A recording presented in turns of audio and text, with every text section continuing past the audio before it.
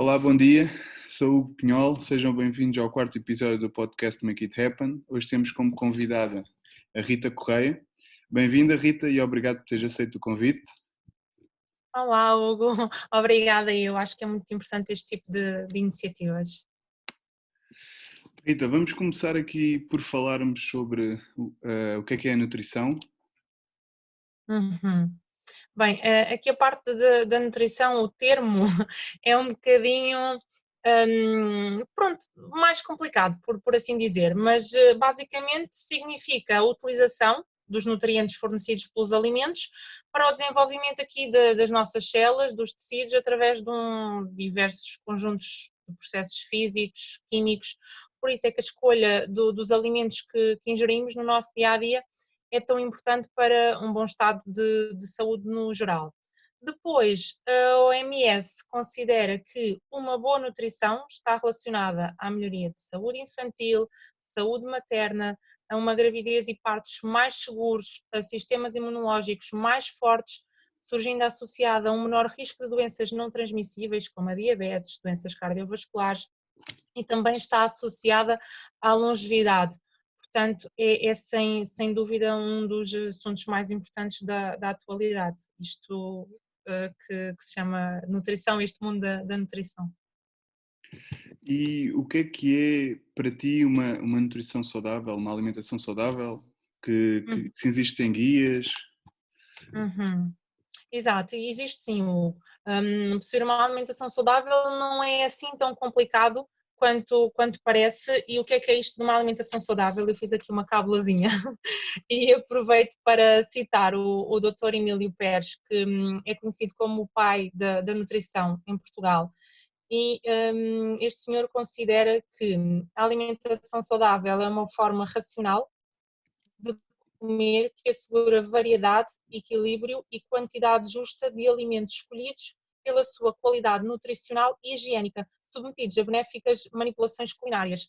E o que é que isto quer dizer? Portanto, basicamente que a nossa alimentação, acima de tudo, deve ser completa, equilibrada e variada, e depois deve respeitar uma série de cuidados da parte de higiene e segurança alimentar. E existem sim guias, como tu próprio disseste, de orientação da alimentação saudável. Um dos guias é a Roda dos Alimentos, que a meu ver deve ser ensinado às crianças desde cedo. E a Roda dos Alimentos, como tu próprio também conheces e é conhecida da maioria das pessoas, tem assim uma forma circular, portanto ela assemelha-se assim a um prato e está dividida em 7 grupos de alimentos, portanto permite-nos identificar facilmente aqueles alimentos que devem estar presentes em maior quantidade na nossa alimentação e os alimentos que devem estar presentes em menor quantidade na nossa alimentação.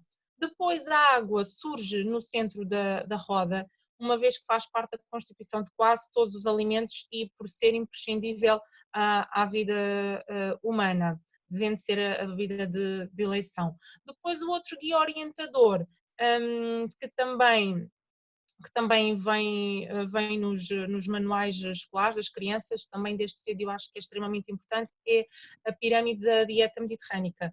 A pirâmide da dieta mediterrânica, para além de nos fornecer aqui algumas recomendações a nível daquilo que deve ser a nossa alimentação diariamente, também nos dá indicações de como deve ser a nossa alimentação do ponto de vista semanal, do ponto de vista ocasional, ou seja, aqueles alimentos que devemos consumir em menor quantidade, como por exemplo os doces, e depois também nos apresenta aqui uma série de recomendações mais direcionadas para a prática de um estilo de vida saudável, ou seja, privilegia aqui a parte da atividade física, a importância da convivialidade, de comermos em família ou junto dos amigos, a utilização de alimentos tradicionais e da época.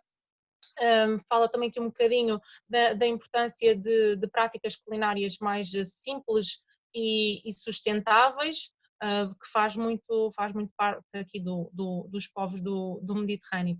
E considero que ambos os guias dão-nos uma boa orientação de como possuir uma alimentação saudável. E quais é que são os maiores erros cometidos pelas pessoas em relação à alimentação? É assim, a meu ver, dois dos erros que me preocupam mais é, por exemplo, as pessoas seguirem aquilo que vêm na internet. E com isto quer dizer as modas da alimentação e as dietas da moda, que como tu também já deves ter ouvido várias vezes, não é? Com os teus clientes, como por exemplo, não vou comer nada que contenha lactose ou glúten, mesmo não tenho nenhum tipo de intolerância. Vou adicionar óleo de coco a tudo porque é muito mais saudável, não vou comer hidratos de carbono ali a partir das 17 da tarde, como se fosse ali uma hora mágica, e a partir dessa hora os hidratos de carbono fossem entrar no nosso organismo de uma maneira diferente. Depois as dietas que eu também ouço várias em âmbito de consulta, dieta da sopa, dieta da água, dieta da melancia, e por vezes são assustadoras, e o que mais me preocupa é que este tipo de dietas pode realmente pôr em causa o bom estado de saúde da pessoa. E depois acabam por não trabalhar o que é verdadeiramente interessante, que é uma boa reeducação alimentar, que é a pessoa saber se alimentar de forma equilibrada, completa, variada, e que seja sustentável para o longo da sua vida, não é? Porque este tipo de dietas podem durar um período e até podem ter bons resultados fisicamente, a pessoa pode-se olhar e ver que realmente perdeu algum peso, mas não é uma perda de peso de forma saudável e como eu já disse, pode pôr realmente aqui em causa o estado de saúde da pessoa.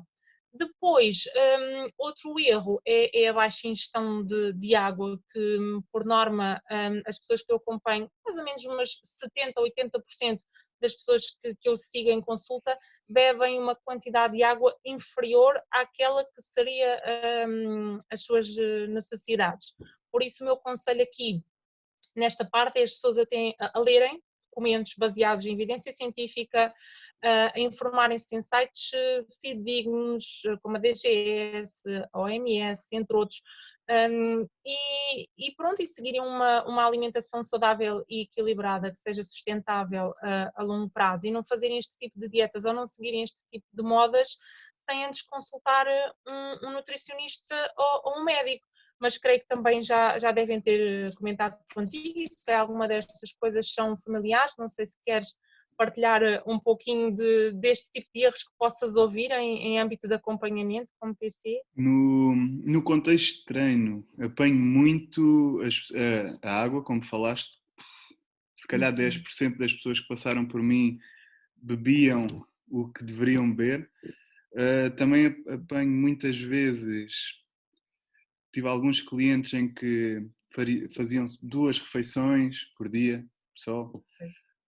Em termos em contexto de hipertrofia, já tive, normalmente o que acontece é dietas hipocalóricas, ok? E na perda de peso o inverso, né? É o pessoal a comer mais do que precisa e do que gasta, e pronto, os resultados normalmente não são tão bons quanto podiam ser.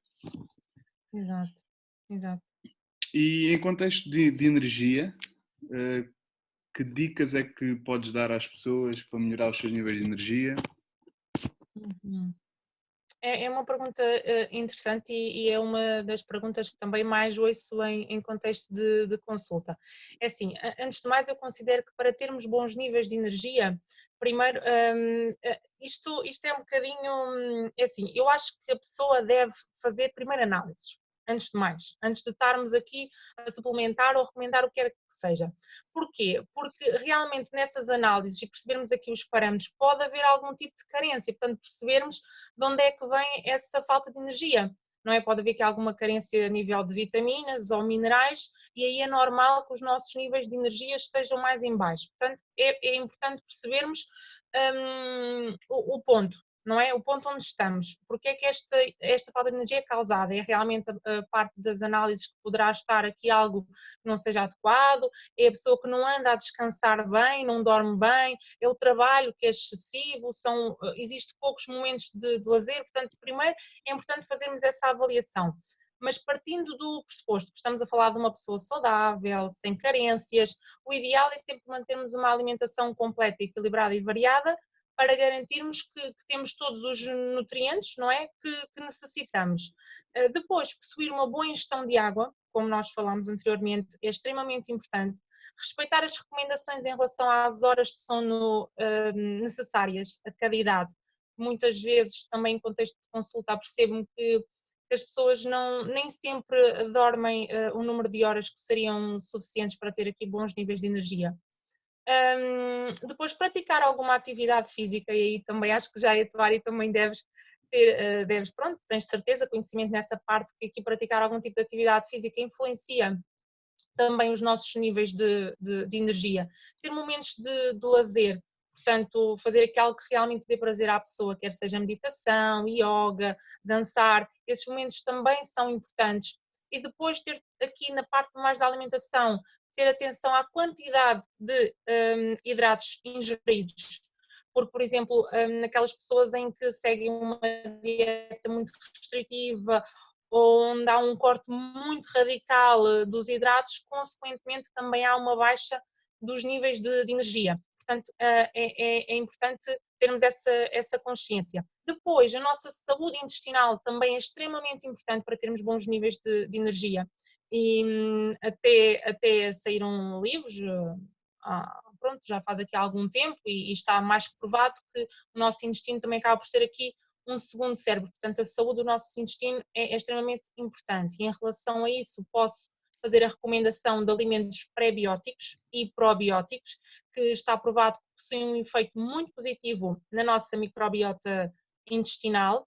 E aqui, a nível dos probióticos, para quem não sabe, são organismos vivos que estão presentes em alimentos que são naturalmente fermentados, como o kéfir, a kombucha, o iogurte, por exemplo, entre outros. Portanto, eles vão ter aqui um impacto muito positivo. E depois os pré-bióticos, que são aqueles que servem de substrato à nossa microbiota intestinal. Portanto, eles vão estimular aqui o crescimento e a atividade destas bactérias probióticas. E esses vamos encontrar nas frutas, nas hortícolas, nas leguminosas, nos frutos gordos, nos cereais. E por isso é que é tão importante termos uma alimentação diversificada.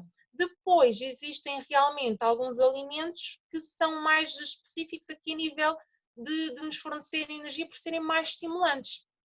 Não é? Que é como o caso, por exemplo, do café, o chá verde, o guaraná, o açaí, o chocolate, que pronto, pode ser consumido, mas com moderação, mas que também é aqui um estimulante interessante, e a nível alimentar passa mais por aí. E em termos de quantidade de água ingerida, qual é a tua recomendação para atleta, por exemplo? É assim, em termos de água, vai depender muito, portanto, depende aqui de vários fatores, como o sexo, a idade, a prática de atividade física, se é gestante, se é lactante, portanto, isto tudo vai influenciar.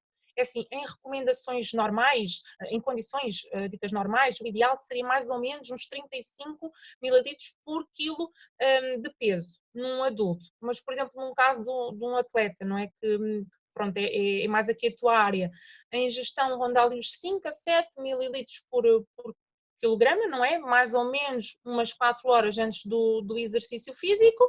Depois, após o treino, o volume de água consumida deve ser o suficiente para repor qualquer déficit ali no balanço hídrico. Portanto, é recomendado sempre uma ingestão de fluidos 1,5 vezes superior àquilo que foi perdido durante o treino. Depois deve ser feito aqui este controle. Numa pessoa, pronto, dita não atleta, não é? Varia bastante, como eu te disse, deve ser feito aquele cálculo, mas por norma, falando de forma assim muito simples, 1,5 litro, pode variar entre 1,5 litro, 2 litros, 2,5 litros, acaba por haver aqui estas diferenças. E já que estamos neste contexto, dá-me 2 exemplos de refeições que as pessoas podem seguir, pré-treino. Uhum. Mais uma vez, isto da nutrição é muito relativo, mais uma vez vai depender muito da pessoa que tem à frente, do tipo de treino, da sua tolerância. Por exemplo, eu vejo muitas pessoas que cometem uma série de erros alimentares, que estão até num processo de perda de peso e que se preocupam demasiadamente com o pré-treino e com o pós-treino. E é importante nós termos cuidados alimentares durante todo o dia, e acho que é interessante focar nisso. Não sei se se também acontece no teu caso, por exemplo, seguir pessoas em que acabam por se preocupar muito com o pré-treino e o pós-treino, mas depois acabam por descurar um bocadinho da alimentação do resto do dia. E pronto, no nosso caso, quem entende fisiologia humana, sabemos que o músculo constrói-se e desconstrói-se continuamente. Portanto, isto vai reforçar ali um bom aporte proteico em cada refeição, não é? Em todas as refeições ao longo do dia e não só no pré-treino. Portanto, o ideal seria uma refeição que contivesse proteína e hidratos de carbono, evitando principalmente tudo o que tenha gordura, lactose, caseína e muita fibra, são coisas por norma pouco desejáveis para um pré-treino, sobretudo quando feito muito em cima da altura do treino. Por exemplo, no meu caso, quando faço um pré-treino, quando tenho uma distância de 1h30, 2 horas, às vezes consumo umas panquecas, pode ser uma boa opção, umas papas de aveia, varia bastante, mas se o tempo for mais curto, não é? Porque nem sempre há tempo, às vezes acontece eu sair das consultas e ir logo diretamente para o ginásio, isto acontece às vezes com 20 minutos, 30 minutos de distância, posso recorrer a uma barrinha, ou uma peça de fruta, ou umas galetes com queijo, portanto acaba por variar. Acho que acima de tudo é preciso ter bom senso e perceber a tolerância de cada pessoa a determinada refeição e mesmo no teu caso, nos atletas que tu acompanhas, deves perceber que às vezes um tipo de alimento que cai bem, por assim dizer, num atleta, pode não ficar tão bem no outro. Portanto, é muito importante nós percebermos a tolerância dessa pessoa ou do atleta a esse tipo de refeição e depois, a partir daí, construir as opções alimentares que seriam possíveis. E refeições antes de deitar, de dormir, qual é a Uhum. tua opinião sobre isso? Sim, aqui no caso da chamada ceia, mais uma vez, também vai depender muito da pessoa que eu tenho à frente. Por exemplo, se for uma pessoa que trabalha por turnos ou não, tem que ser sempre ajustado. Se é desportista também, isso vai tudo influenciar o tipo de ceia que vou prescrever. Acima de tudo, nos planos, eu também tento ter atenção, para além da pessoa que eu tenho à frente, o tipo de alimentação que a pessoa está habituada a ter e aquilo que a pessoa gosta, porque um plano pouco apelativo, por norma, não vai durar a longo prazo. Portanto, se for alguém que esteja num processo de hipertrofia, por exemplo, deve ser uma refeição com um bom aporte proteico. Aí poderia ser um iogurte hiperproteico, poderia ser até um queijo fresco, poderia ser uns ovos, portanto, varia muito. Se for alguém que esteja em processo de perda de peso, por exemplo, poderia ser um iogurte natural, ou até um copo de leite magro, ou uma gelatina, ou um chá com uma peça de fruta, portanto, acaba por variar bastante. Depois também tem que perceber se é alguém com o apetite descontrolado, porque, por exemplo, há pessoas que sentem fome durante aquele período da noite e eu ouço muitas vezes até casos de pessoas que se levantam durante a noite e que sentem mesmo fome, portanto aí se calhar seria interessante fazer algo mais consistente, um overnight ou uma pequena porção de papas de aveia, mas lá está, como tudo é preciso um bom senso e acho que a pessoa deve sempre aconselhar-se com o seu nutricionista para perceber quais seriam as opções alimentares mais adequadas e específicas ao seu caso. E devido à situação que estamos neste momento, não é? O que é que podemos fazer a níveis nutricionais para fortalecer o nosso sistema imunitário e diminuir o risco de infecções? Uhum. É assim, a nível nutricional, devemos ter atenção aqui a vários parâmetros. Portanto, como falado anteriormente, acima de tudo, devemos ter sempre uma alimentação saudável, completa e equilibrada. Depois, aquilo que a evidência científica aponta é que existem realmente aqui alguns nutrientes que podem ter um papel importante no nosso sistema imunitário, por assim dizer, como por exemplo a vitamina C, a vitamina E, a vitamina D, o zinco e os probióticos, como nós falámos ainda há pouco. A vitamina C, onde é que nós podemos encontrar? Podemos encontrar, por exemplo, nos citrinos, no kiwi, nos morangos, o tomate, as couves, o agrião. A vitamina E, por exemplo, podemos encontrar no azeite e nos frutos oleaginosos, sobretudo as amêndoas e as avelãs. Depois o zinco também é é um mineral que também apresenta aqui um papel importante e que encontramos facilmente na carne, em alguns cereais, nos laticínios, portanto também é fácil, é um mineral fácil de nós obtermos através da alimentação.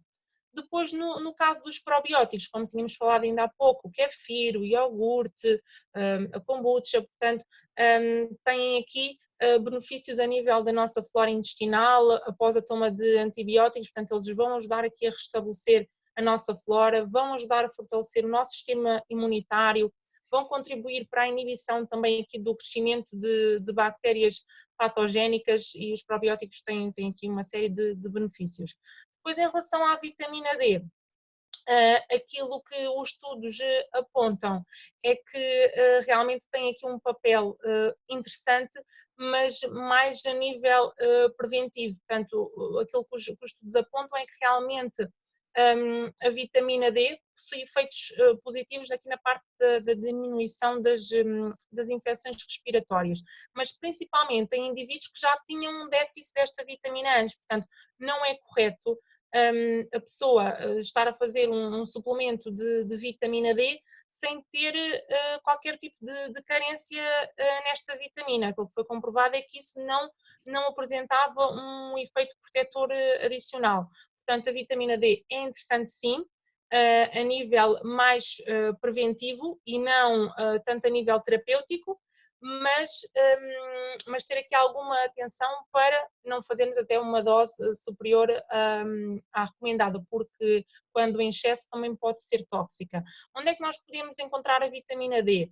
Podemos encontrar, por exemplo, nos peixes gordos, no caso do salmão, da sardinha, nos ovos, por exemplo, e principalmente aqui também através da exposição solar, que deve ser sempre moderada, mas neste caso a recomendação é que seja feita mesmo sem protetor, durante mais ou menos uns 20 minutos, ali por volta entre o meio-dia e as 4 da tarde, já nos vai também ajudar a sintetizar aqui a vitamina D.